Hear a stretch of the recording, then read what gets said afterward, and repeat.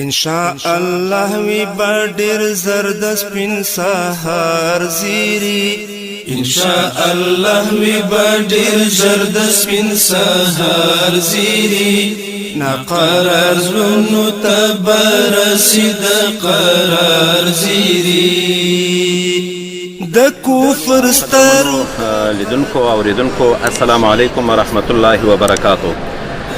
دا د قطر په مرکز دوحه کې د شراتون هوټل ده چې موږ پکې قرار لرو.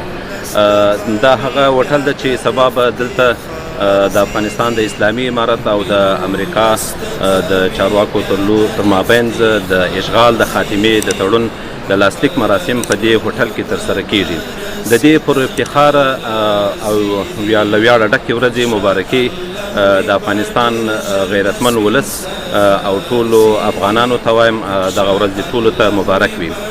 باید ووایم چې د سبا دپاره د مراسمو دپاره ډیره په زیاته لوړه کچه باندې دلته امادګي نیول سوې ده او ویل کېږي چې دلته تقریبا د 23 هیوادونو لوړپوړي چارواکي راځي چې په دې مراسمو کې به ګډون کوي.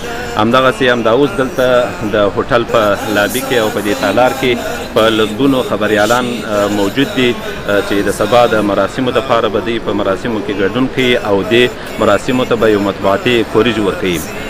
دلته ویل کېږي چې سره له دې چې دا ډېر امن ښار ده، پر امنه ښار ده، خو د دې مراسمو د سنګینوالي او دروندوالي او د اهمیت په خاطر باندې دلته ډېر زیات جدي امنیتي تدابیر نیول سوي دي. د مراسمو په اړه باندې ویل کېږي چې سبا د ورځې په جریان پر 2 بجو باندې به انشاءالله دغه مراسم پیل کېږي او بیا به دوام کوي. ویل کېږي چې د مراسمو ته د امریکا د بهرنیو چارو وزیر پامپیو ممکن راسي او هغه خپله د لاسلیک وکړي. تر اوسه پورې دغه اټکل کېږي خو کنفرم تر اوسه ویل سوي نه دي. باید ووایم چې دغه مراسم ډیر مهم دي.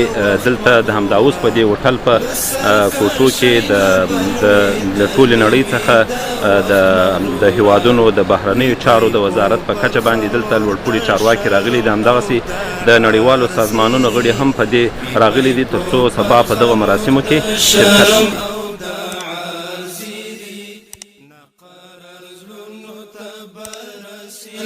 قرار زیری انشاء الله وی بډیر زرد سپین سحر زیری انشاء الله وی بډیر زرد سپین سحر زیری نقرار زونو تبا